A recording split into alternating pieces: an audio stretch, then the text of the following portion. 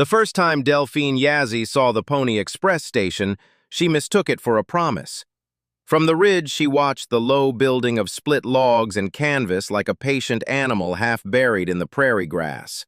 The wind dragged its fingers through the weeds, scattering seed heads as if the land itself was trying to write a warning. But there was light inside, an ember-colored glow behind oiled glass, the faint smoke thread of a stove, the sharp comfort of coffee and tallow. She had lived long enough to distrust comfort. Still, her body did not care about distrust. The last days were stitched together with thirst and distance. When the men on her trail closed in, they had not ridden with the bright savagery of raiders from stories. They rode with purpose, staying in the saddle through cold nights, switching out at the right watering holes, moving as if following a map drawn by anger and money. Delphine had heard the way their horses breathed when they believed they were close. She had heard the short, satisfied talk of the ones who thought they were cleaning the frontier of someone unwelcome. She had tried to cut their line by doubling back along a creek and then walking the animal tracks until her feet burned. She had traded a piece of jewelry for a cup of broth from a camp she could not trust, and the broth had tasted of yesterday's worry. She had wrapped her hands in thin cloth to keep her fingers from splitting, yet the cloth had turned stiff and dark with blood. Now, when she finally reached the station fence line, her strength had already left her. She had planned to approach at dusk, to fall as a stranger, weak, mistaken, a woman lost in a storm. She had rehearsed the words that would let a man believe she could not threaten him. She had practiced the slow, careful way a native woman could look down while keeping her eyes ready. But the body kept its own plans. When the station dog barked, the sound landed too loud in her skull. Her stomach tightened like a fist. Delphine staggered toward the gate, felt the rough post press cold against her shoulder, and then her knees gave as if the earth itself had decided to stop holding her up. She heard footsteps and the clink of leather. She heard voices, low and quick, the way men spoke when they thought they were deciding something important. She tried to lift her head. Only then did she notice that the dust on her face was streaked with fresh tears. She had not meant to cry, but the pain of it was almost relief. The last thing she saw before darkness folded in was a silhouette moving across the lantern light. A man in a hat that cut the glow into sharp edges, a shadow shaped like decision. Elias Mercer had told himself he would not become involved. That was the rule he had built for himself the day he arrived at the relay station. Keep the world at arm's length. Do your work. Send the mail onward. Sleep when you could, and don't ask questions that could break you. His hands were for reins and stitching leather. His mind was for schedules and weather. Everything else, every story, every promise spoken too softly, was something he tried to leave outside the door. But when the dog barked and the alarm of a stalled horse echoed through the yard, Elias stepped out anyway. He had been tightening a strap inside when he heard the sound of hurried movement outside. Someone else's boots, not his own. Then came another noise, sharp and startling, like a body hitting ground. Elias pushed open the station's outer door and stepped onto the packed dirt. Wind slapped at him, carrying the smell of wet earth from the creek. He saw the woman first, sprawled near the fence where the prairie grass met the split log wall. She lay on her side with her face turned toward the lantern, hair mostly hidden under a shawl. The fabric looked too thin for the cold that had been creeping down from the north. Her clothes were not the simple things Elias expected from travelers. They were beads at her wrist, a belt buckle worn smooth by use, and stitching on the edges of her garments that suggested care rather than accident. She looked like someone who belonged to a people that measured time differently than settlers did. Elias did not know her language. He knew only the way her breathing sounded, shallow, uneven, trying to bargain with the lungs. "Easy," he said, though no one could promise the frontier ease. He moved closer without suddenness, the way he would approach an injured horse. "Can you hear me?" Delphine's eyes fluttered at the sound of his voice. They didn't look like a pleading performance. They looked like a person holding on to something sharp inside, something she refused to drop.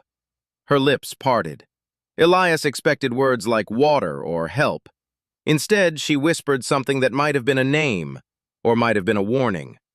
The lantern light caught a mark on her right cheek, crescent-shaped, like a thumbprint of fate. The sight of it landed in Elias's chest with a weight he couldn't name. He had lost people in ways that didn't match any story he'd been taught. He didn't like the feeling that this woman could be lost the same way. He bent and checked her at the shoulders, judging her body by familiar signs: heat gone, pulse weak but present, the slow struggle of hands that were too cold. Her skin had the dry texture of someone who'd been walking too long without enough water. Behind Elias, the station's foreman, Abel Crow, stepped out. Abel's boots scuffed in the dirt, and he held himself like a man who expected to be obeyed. Abel stared at Delphine as if she were already a problem solved in advance. "What is she doing here?" he demanded. His voice carried the edge of suspicion. "She's hurt," Elias said. He didn't soften the statement. "Bring blankets." Abel snorted. "We don't have spare blankets for strays. We got schedules, we got mail." Elias glanced at the relay route board, handwritten times pinned to wood. The next rider due in the hour before dark. "So does she. She's not a stray. Look at her." Abel's gaze narrowed. "She's Apache." The word fell with the authority of a judgment already prepared. Elias felt his jaw tighten. Abel stepped closer, and in his hand Elias saw the butt of a revolver, kept low but ready. "Men have been riding that way," Abel said. "She's not alone. If we take her in, we'll draw them here." Delphine let out a breath that sounded like a laugh without joy. Elias couldn't understand the sound, but he could understand the meaning of it. She had been hunted and recognized the hunters in the way fear tightened her mouth. Elias shifted his weight to block Abel's line of sight. "We have a fire," he replied, "and we got a roof. We'll get her warm and decide in the morning." Abel's eyes held Elias's for a long second, weighing obedience versus risk. Then Abel jerked his chin toward the door. "Get her inside," he ordered, as if granting permission. Elias lifted Delphine carefully, mindful of her strength even in weakness. She was lighter than she should have been, and her body felt like winter trapped under skin. Her head lolled, and when Elias carried her across the yard, the lantern light painted her features in gold and shadow. Inside the station, warmth hit them like a wave. The small stove hissed. Smoke curled toward the rafters. Elias set Delphine on a pallet near the stove, then grabbed a blanket from a stack of clean cloth Abel usually reserved for riders. As Elias approached with the blanket, Delphine's hand shot out. Not fast, but precise enough to signal survival training. Her fingers touched Elias's wrist, and the grip wasn't strong enough to hurt him, but it was strong enough to insist on being seen as a person and not an object. Elias froze, heart thumping. Delphine's amber eyes searched his face. She shook her head once, barely. It was not refusal, it was an instruction. Stay. Elias nodded, though he didn't fully understand. He draped the blanket across her shoulders and tucked it around her chest. The movement was gentle, slow. Abel stood in the doorway with his arms crossed, pretending not to watch. "You gonna feed her?" he asked, voice rough with skepticism. Elias reached for a tin cup. He poured water from the kettle, then added a pinch of dried herbs he used to keep riders from coughing too hard on wet rides. "If she can swallow." Delphine's throat worked. Her lips parted again, and she tried to speak.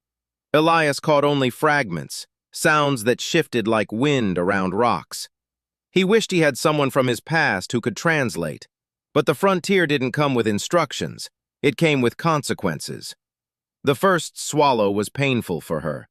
Elias held the cup steady while she drank in tiny sips, like saving water for a future that wasn't promised. When Abel saw Delphine accept the cup, he looked away as if the act offended him. "Once she's upright," Abel said, "we send her on, or we hand her to the proper people. This area's not safe for her kind." Elias bristled at the phrasing. "Her kind?" he repeated. Abel's eyes flashed. "Don't play innocent. You know what's happening out there. You know how men get paid for bringing trouble in." Elias felt the truth of it settle on the floorboards like dust. He knew about bounties. He knew about the way settlers used laws as blankets, warm on the outside, cruel underneath. He knew that the frontier's moral complexity wasn't a poetic phrase, it was a daily calculation. Delphine closed her eyes. Her chest rose and fell slower now, as if the water had given her a small piece of control. Elias sat near the pallet and kept watch, though he pretended he was checking the stove. The smell of smoke clung to him. He listened to her breathing, and he listened to the wind outside, and he listened for the footsteps Abel had warned about. When the first rider arrived for his shift, boots pounding, breath visible in the lantern glow, he brought news instead of mail. "There's been movement," the rider said, tossing a satchel onto the table. "Tracks near the crossing, not ours." Abel moved with quick certainty, stepping toward the window to peer out. "How many?" "3, maybe 4, the rider replied. "All riding like they got a job." Elias met Abel's gaze. In the station's small space, there was no room for lies. Delphine's eyes opened, and she looked at Elias as if she'd been waiting for that exact moment. Her expression sharpened. She wasn't asking for help anymore. She was warning. Elias stood. "She can't travel," he said, even as a part of him realized the station might already be too late. Abel's mouth tightened. "Then we can't keep her, not with them close." Delphine made a small motion with her hand, palm down. It was a gesture Elias didn't know from any training, but he understood it as calm instruction. She was telling him something about time. He stepped toward her. "Can you move?" he asked in careful English. She nodded once, then gripped the blanket edge and shifted her shoulders. The effort drew a hiss from her teeth. Elias recognized the shape of pain. He also recognized the way courage looked when it had no choice. "Not out there," he said. He pulled a chair closer, giving her support. "You stay until we're safe." Delphine shook her head again more firmly. This time her eyes met Abel's through the doorway. Her look wasn't pleading, it was judgment. Abel stepped inside as if he had the right to decide what her life was worth. "You gonna tell me who's chasing you?" he demanded. Delphine looked at him as if he were a fence post. She spoke a few sharp words, and then she reached beneath her shawl with difficulty. Her fingers came up with a folded scrap of cloth, dirty, worn, and tied with a narrow strip of leather. Elias watched her hands, steady despite her weakness. She held the scrap toward Abel. Abel hesitated, then reached out. The moment his fingers touched the cloth, his eyes widened. "What is that?" Elias asked. Abel didn't answer at first. He unfolded the scrap with care, revealing something pressed into it. A wax seal, cracked from wear, stamped with a symbol Elias didn't recognize. The seal was old enough to have survived weather and hands. Abel's face went pale under the lantern light. "This can't be," Abel muttered. Delphine's gaze stayed on Elias, steady and intense. She spoke again, more slowly, like she was choosing each syllable. Elias leaned in, trying to catch meaning through emotion alone.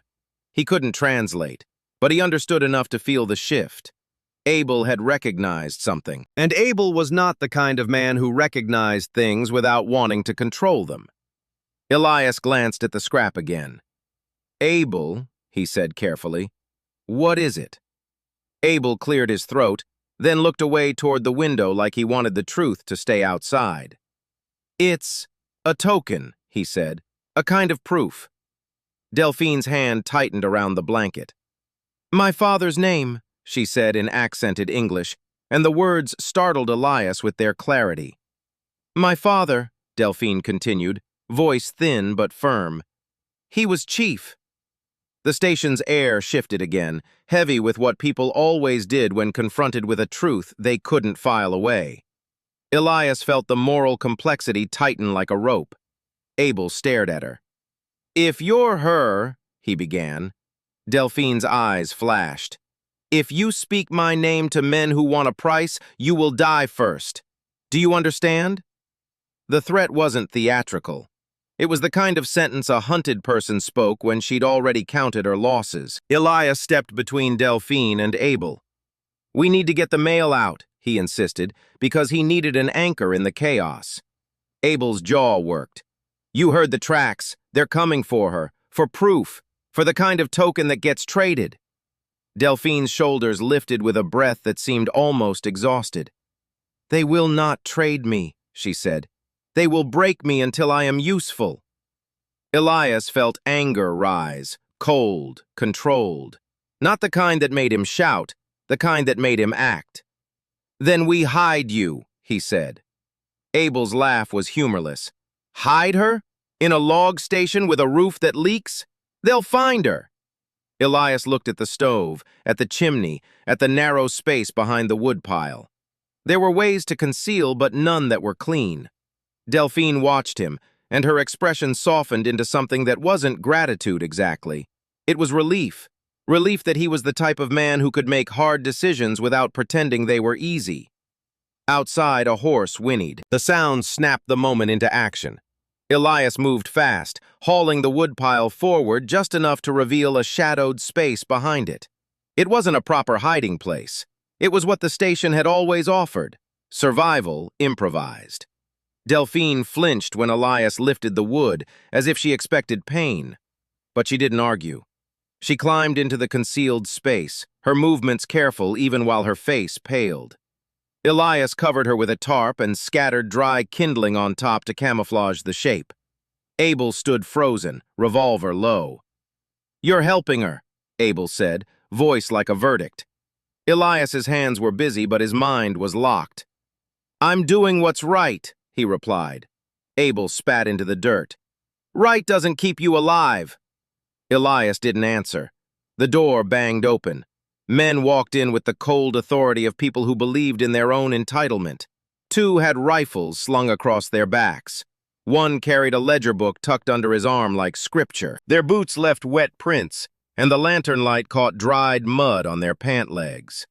Elias recognized the way they scanned the room, quickly, efficiently, like butchers deciding which parts to cut. "Where is she?" one demanded. Abel stepped forward too slowly, as if he wanted to appear cooperative without becoming guilty. "I don't know what you're talking about," Abel lied. The ledger man smiled without warmth. "Don't play coy. We heard she stopped here. We heard she's hurt." Elias felt his throat tighten. He forced his voice steady. "We don't keep visitors here when they can't work," he said. "You got the wrong station." The men exchanged looks. The ledger man approached, boots scraping on the floor. His eyes moved over the stove, the pallet, the blanket stack. Elias kept his gaze locked on the man's revolver hand. He didn't want to fight. He wanted them gone. But the frontier didn't always give a man the kind of life he planned. One of the riflesmen stepped toward the woodpile. Elias's heart kicked. He understood the risk with a clarity that made him feel sick. If they found her, it wasn't just Delphine's life in danger. It was Elias's oath to himself. It was Abel's cowardice turning into complicity. It was the station's survival. Before the riflesman could move the wood, Delphine made a sound from her hidden place, so small it could be mistaken for settling boards. Elias heard it anyway. He watched the men's faces change. The riflesman paused, listening. Abel's eyes widened. The ledger man's smile faded. Elias made his decision. He stepped toward the riflesman, blocking him with his body. "You'll search the wrong corner," he said, voice firm. "If you're looking for a woman, ask at the creek where travelers wash off dust. You'll find nobody here." The riflesman stared at Elias as if considering whether Elias was a man worth killing. In the frontier, the line between bravery and stupidity was thin. Elias had crossed it before. Only once, only in a way that had left him with a scar over his left eyebrow. He refused to cross it again. "Touch him," Abel snapped suddenly, unexpected. The ledger man's eyebrows rose at Abel's tone. Elias blinked. Abel didn't look at Delphine's tarp hiding place. He looked at Elias, like Elias was the last thing standing between Abel and getting paid. "Abel," Elias said, too calm, "what are you doing?" Abel swallowed. "I'm doing what I always do," he replied, voice cracking. "Keeping my station running." The riflesman grabbed Elias by the sleeve. Elias's muscles tightened. He could fight, but fighting inside a station full of armed men never ended with clean victory. Delphine's presence in the walls turned the room into a trap. The ledger man stepped closer, studying Elias. "Your name?" he asked. Elias didn't like how the ledger man spoke, like questions were tools. "Mercer," Elias answered. Abel flinched at the confirmation. Delphine, still hidden, made another tiny movement under the tarp. A shift Elias felt like a tremor in his bones. The riflesman tugged Elias toward the doorway. Elias tried to reach for the revolver at his belt. His fingers brushed the grip. The ledger man saw the movement and raised his own gun. "Don't," he said. Elias froze. Then suddenly a horse outside screamed, half panic, half warning. The riflesmen swung their attention toward the window. Elias used the distraction. He lunged toward the tarp hiding place and yanked it back. Delphine stumbled out, pale and shaken but moving. The men swore. Elias didn't let them recover. He grabbed Delphine's arm and pulled her toward the back door. "Run!" he shouted. Delphine didn't argue. She stumbled after him, her boots scraping on the packed earth. Elias pushed the back door open and they spilled into the yard, wind slapping them with cold. Abel shouted, but his voice was swallowed by chaos. Elias led Delphine toward the stable, toward the horses he knew by sound and smell. His mind screamed at him to choose the safest animal. He chose the one that had saved him before. He grabbed the reins of a dark mare named Starling. The mare snorted, feeling Delphine's fear as if it were heat. Elias swung himself onto the saddle, then reached down for Delphine. Delphine hesitated for half a heartbeat, just long enough for Elias to see the fear behind her eyes. Fear of being taken, fear of falling, fear that the help would end with punishment. Elias's voice softened. "I'm not taking you as payment," he said. "I'm getting you away." Delphine's gaze searched his face again, as if she was comparing him to every man who'd promised and then sold. Then she grabbed his forearm, and Elias hauled her up behind him. He felt her press against him, warmth where cold had been only moments ago. They kicked into motion. The men shouted from the station yard. Gunfire cracked somewhere behind them, too far to hit but close enough to prove the point. Elias didn't ride toward safety. He rode toward what he knew, the Pony Express route.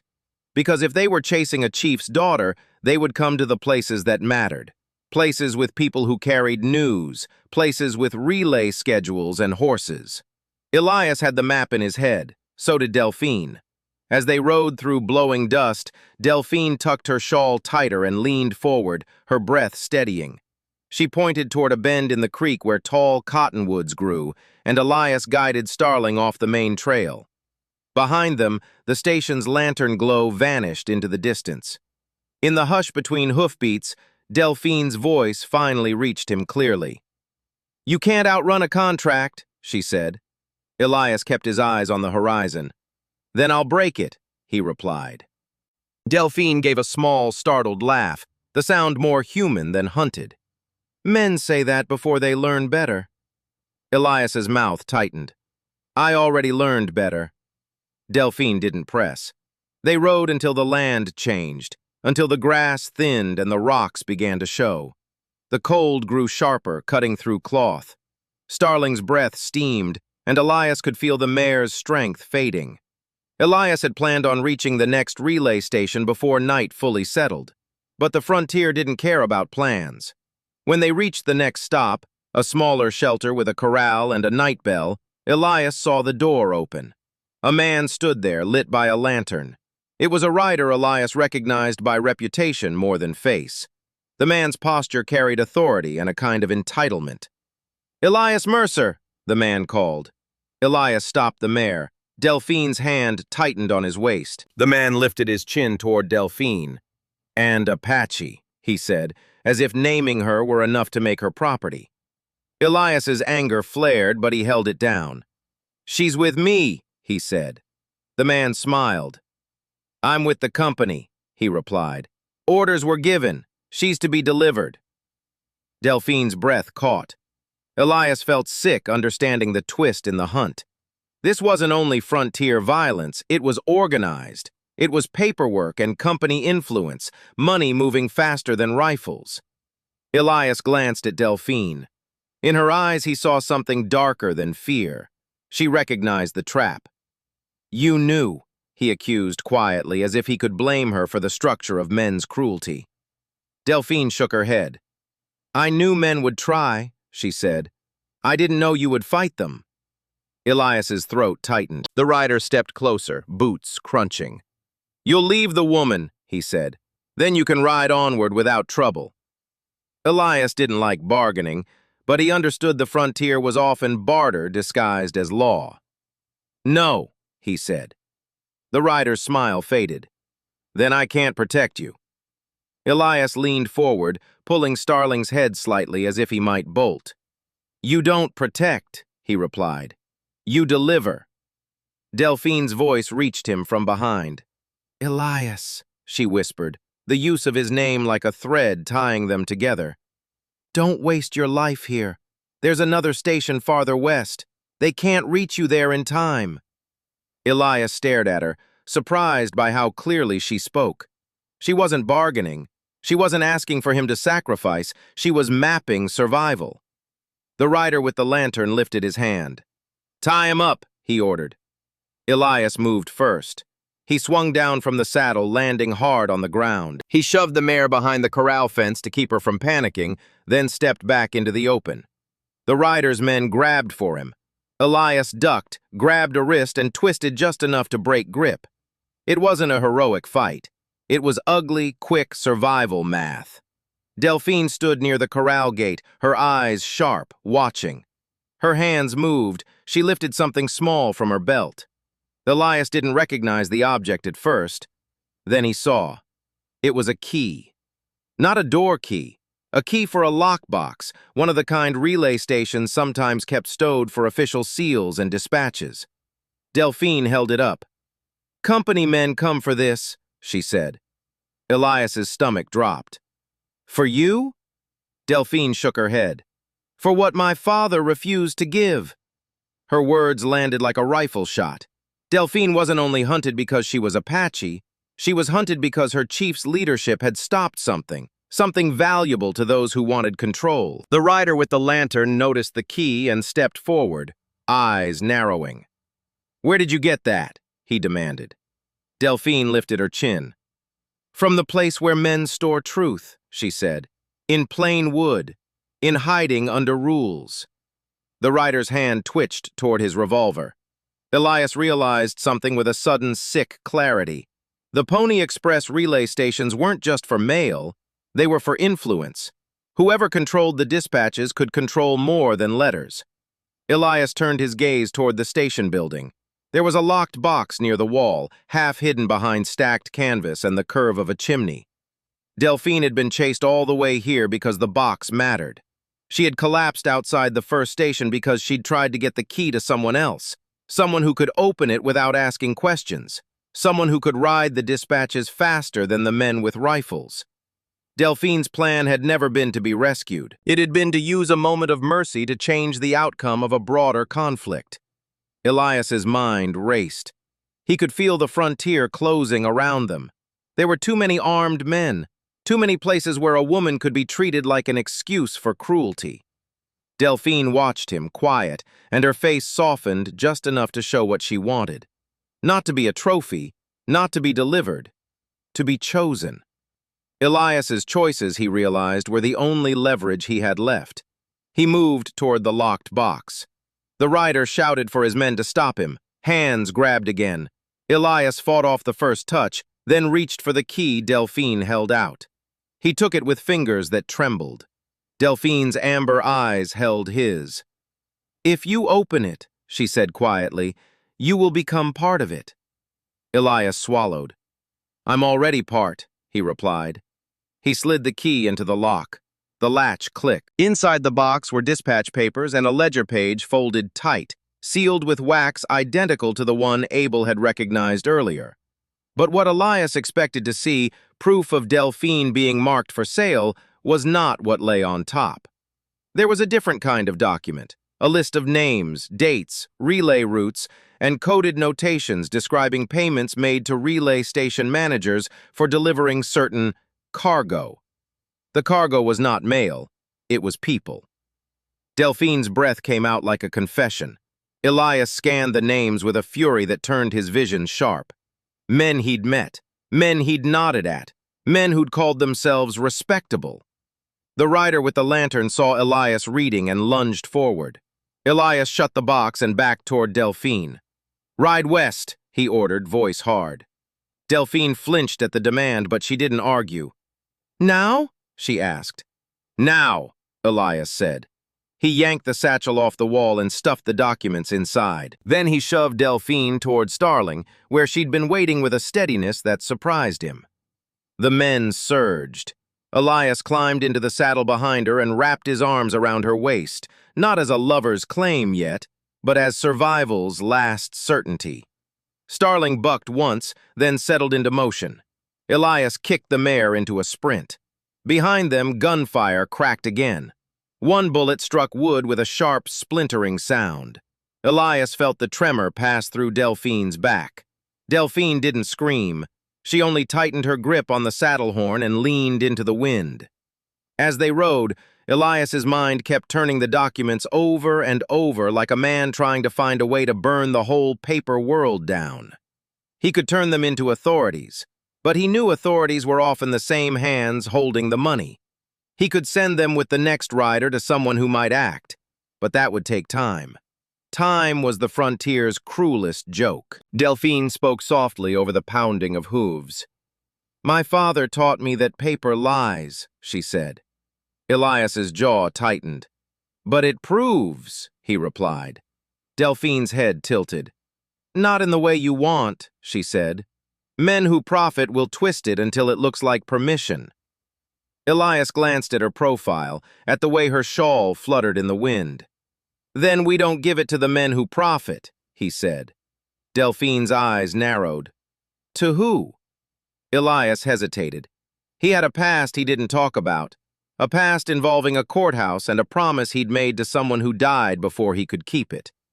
He had also heard rumors, only rumors, about a woman, an Apache woman with influence, who had been seen near a distant trading post, gathering people who refused to be bought. Delphine watched his silence like she could read the edges of his fear. "You want to take it to your people," she said. Elias's breath caught. "My people?" Delphine nodded once. "The men who still think this land belongs to them." Elias stared at the horizon, trying to find an answer that would not hurt Delphine more than the bullets already had. "I want to take it to someone who can make them afraid," he admitted. Delphine's expression shifted, not to anger, but to something like understanding. "Fear is a tool," she said. "So is love." Elias felt that line land in his chest. He had not come on the frontier to find love. He had come because he couldn't stand the life he'd left behind, because the world back east had felt too smooth and too easy, and smoothness had a way of hiding cruelty. Here, at least, you saw what men were. But Delphine, weak on the palate, brave in the hidden space, had forced him to see her as more than a hunted body. She was a strategist, a leader, a daughter of a people who had been pushed into moral corners until every choice cut. He wondered when he'd stopped thinking of her as a problem to solve. He wondered when he'd begun thinking of her as something worth risking for. They rode through cold dusk and reached a distant relay station before midnight. The shelter was small and quiet, lit by a single lantern. 2 men stood guard, but they looked less like company workers and more like tired hands keeping watch for survival. Elias pulled the mare to a stop and dismounted. His legs shook from adrenaline. He handed the satchel to the guard closest to him. "Run this to the next post," he said. "Don't let anyone open it, not even the riders." The guard stared at Elias, then at Delphine.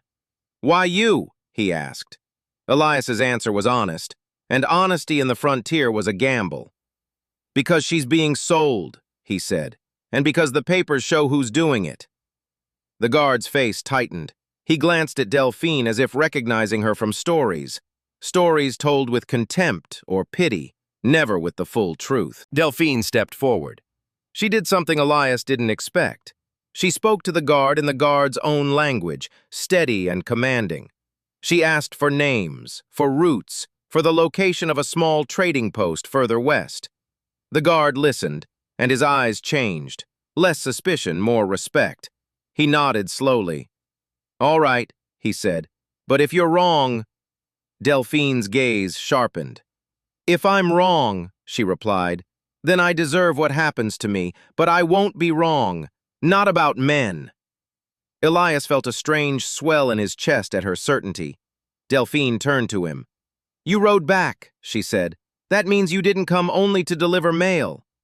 Elias exhaled. "No," he admitted. "I came because I couldn't outrun myself." They stood in the lantern's light, wind quiet enough to hear the distant creak of wood.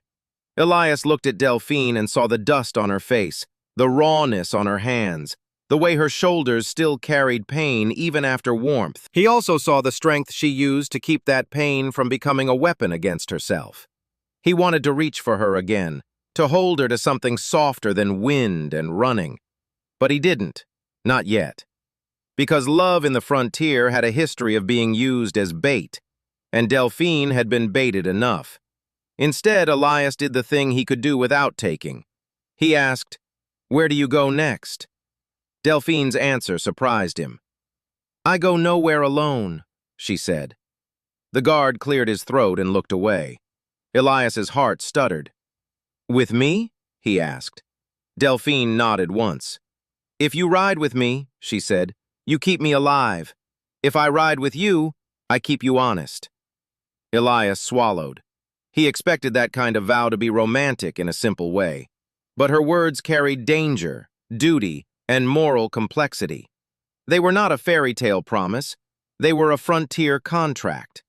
Elias realized he wanted that contract, not because it was safe, because it was real. They left the station under the same lantern's fading light, heading toward the trading post Delphine named. The land opened in wide stretches again, beautiful in its indifference. As they rode, Delphine explained, not with speeches but with fragments. Her father's refusal to hand over land rights meant men tried to buy people instead.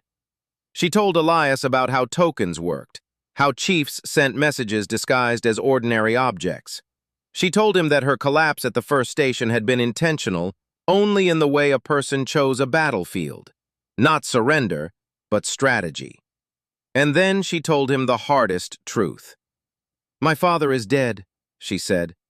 Elias's hands tightened around her waist. "Then why—" Delphine looked ahead at the dark horizon. "Because the ledger proves his enemy still lives. Because his death wasn't the end. It was the beginning of revenge." Elias felt the moral complexity twist again. Revenge was understandable. Love, too. But revenge and love could burn each other alive. Elias tried to find balance.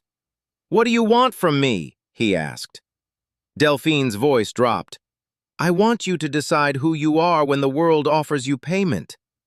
Elias stared at her shoulders, at the tension in her posture. He thought about Abel Crow turning traitor to protect his own station. He thought about company men using dispatches like ropes.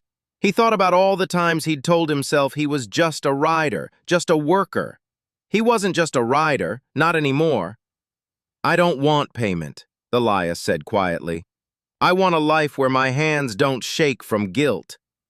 Delphine's gaze swung to him, and her amber eyes gleamed in the lanternless dark. "Then stay," she said. Elias blinked hard. "Stay where?" Delphine's smile was small and dangerous. "In the place you run from," she replied. He didn't understand at first. Then the trading post came into view. A cluster of rough buildings, a fence line, a water trough, and smoke that smelled of wood and animals. Lanterns hung along the front like promises people paid to keep. Delphine guided Starling through the gate. Inside, a woman waited near the storehouse door. Elias didn't know her name, but he recognized her posture, the same controlled strength Delphine had displayed in the hidden space. The woman's hair was streaked with gray, her clothing more practical than decorative, yet her gaze held power like a tool. The woman looked at Delphine and then looked at Elias. Her voice was calm when she spoke. "He came back," she said. Delphine's shoulders relaxed slightly, relief moving through her like sunlight. Elias's mind clicked. This wasn't a rescue mission, this was a test. Delphine turned to Elias, and in her eyes Elias saw a truth he hadn't allowed himself to consider. Delphine had chosen him. Not because he was strong, though he was. Not because he was noble, though he tried to be. Because he was the one man the token had always hinted could break the contract. Elias's chest tightened. "You knew me," he said, more accusation than question. Delphine nodded. "I heard you ride back for lost boys," she replied. "I heard you tell the station foreman to stop calling us strays." Elias's throat tightened. "You could have asked for help without putting yourself in danger." Delphine stepped closer. Her fingers found his scar, over his left eyebrow, tracing it as if she could read the story of it. "I did ask," she whispered. The gray-haired woman near the storehouse door moved closer. She didn't look angry. She looked resigned, like someone who'd been forced to watch history repeat. "You did not expect a chief's daughter to be hunted by men who claim they serve justice," the woman said. Elias stared at her. "Who are you?" She lifted her chin. "I am Delphine's aunt," she answered, and then her eyes shifted to Delphine. "And Delphine is not only a chief's daughter, she is also the one carrying the responsibility to make sure her people survive the next season." Delphine's lips pressed together, and Elias felt the weight of her role. Then came the twist he hadn't earned through the earlier danger.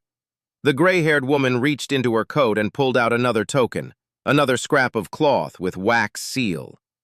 "Your names are in this too," she said, turning the token toward Elias. Elias frowned. "In what?" "In the ledger," the woman replied. "The men who hired you, Elias Mercer, didn't just hire riders. They hired witnesses. They watched who stopped, who hid people, and who refused." Elias's breath caught. He remembered Abel's words. He remembered the way he'd been asked about his name. He remembered how the rider at the second station had addressed him before he'd even explained anything. He hadn't been random, he'd been selected. He felt sick, anger rising. "So you let me get chased?" Delphine shook her head slowly. "No," she said. "I let you get tested."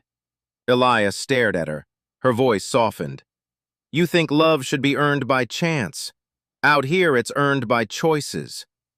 Elias looked at the trading post around them, men with guns leaning on door frames, women moving quietly with baskets, children peering from doorways. He saw how easy it would be for Delphine to disappear into a new identity, to marry someone safe, to stop trying. Instead, she'd walked into danger. For the people, for the ledger truth, for him. Elias's anger dissolved into something tender and furious at once. "I don't want to be your proof," he said. Delphine's gaze held his. "Then don't be," she replied. "Be my partner." The word partner landed like warmth. The gray-haired woman watched, then nodded toward the storehouse. "The papers are safe here for tonight," she said. "Tomorrow we decide how to turn truth into a door the enemy cannot close." Elias exhaled, and in the exhale he finally let himself feel the exhaustion he'd been fighting since the fence line. He followed Delphine toward the storehouse. Inside, the air smelled of wood shavings and dried herbs. Candles flickered. Delphine moved to a low table and poured water into a cup with hands that still shook. Elias watched her. He realized that the frontier had reinvented them both. He had reinvented himself into a man who rode back. Delphine had reinvented herself into someone who chose love as a weapon against despair. Love as moral complexity, not decoration. They spoke quietly through the candlelight. Delphine told him what she knew about the upcoming relay schedule, about where bounties were paid, about which men would pretend to offer protection while selling her for profit. Elias told her what he knew too, who he had met, what he had learned about company influence, how timing mattered more than bravery. In the hours before dawn, they made a plan. It was not a duel. It was not a dramatic gunfight. It was a deception. Elias would ride the next relay as planned, delivering a sealed package that looked official but carried false roots. Delphine would be moved through a service corridor used by the post's supply carts. The real ledger would be sent to an outside party known for keeping records, someone who had no love for company money. Delphine had considered every step. Elias realized the surprising truth. She wasn't a helpless victim rescued by romance. She was a strategist who let him be the heart in the middle of the machine.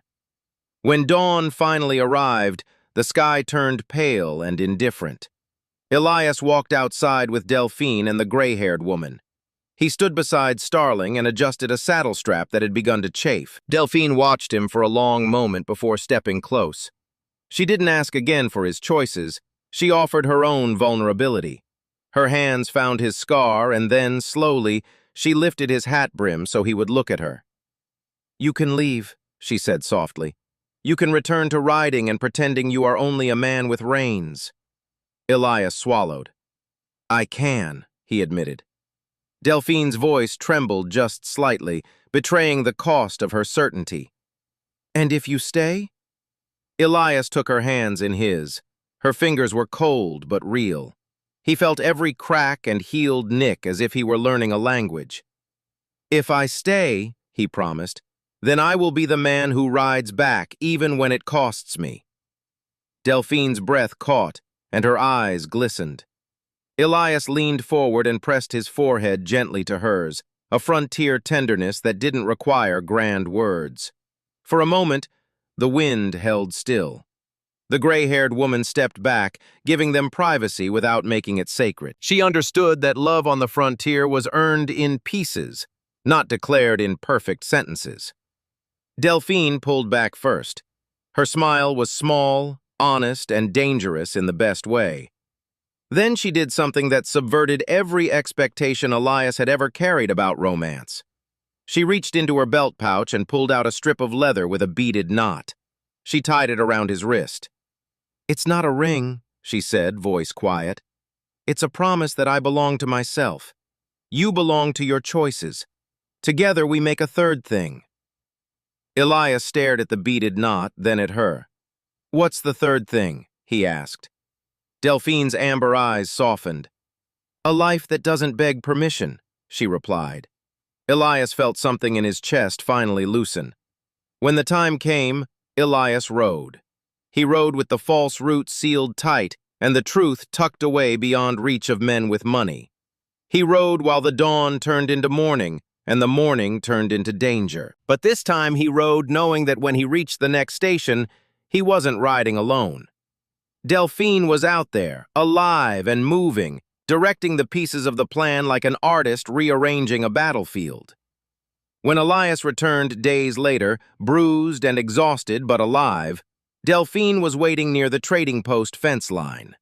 She stood by the water trough, watching the horizon the way a person waits for a friend and a destiny at once. The moment she saw Elias, her shoulders relaxed. Elias walked toward her slowly, careful with his pain.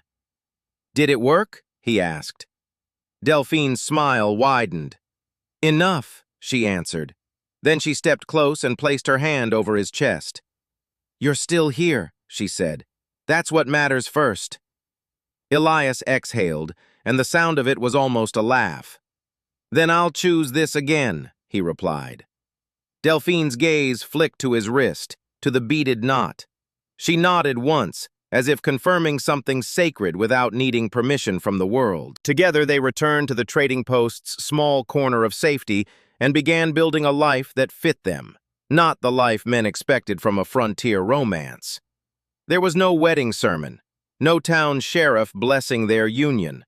There were only the daily rituals, drying herbs, mending straps, sharing coffee that tasted like smoke and survival, and making room at the fire for two people who'd reinvented themselves. And when danger returned, as it always did, the frontier recognized what the ledger had tried to erase. Elias Mercer and Delphine Yazzie weren't cargo, they were choice. They were partnership. They were proof that love could be the most dangerous kind of truth.